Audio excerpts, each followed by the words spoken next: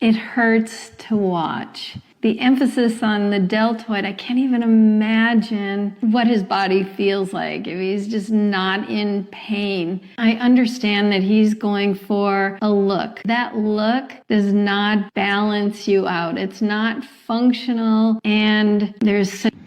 Before we criticize, see what her workouts are.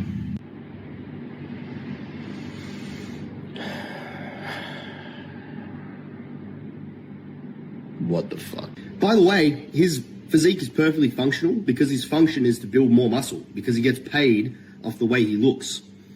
If my function was to look like a lanky streak of duck shit, then your workouts would be perfectly functional as well. All right, I'm doing a response video of a response video. I don't know if that's actually allowed. I'm pretty new to these response videos, but I thought this was an interesting video because it was two extremes.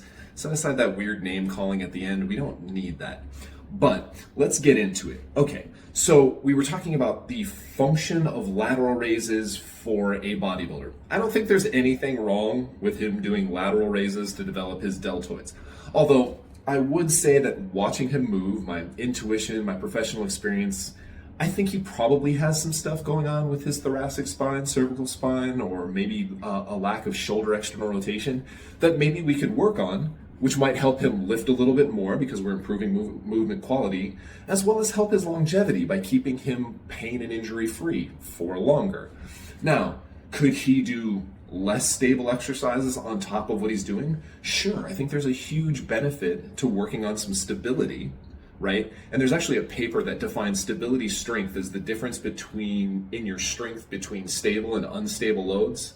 I do think it's a problem when I see guys who can bench 225, but they can't do a stability ball push-up, right? Like, okay, great, you have a lot of strength, but you can't stabilize the use of that strength. That could set us up for some weird stuff in the future, maybe some injury, right? On the same token, Dr. Edith House goes way too far on the stability.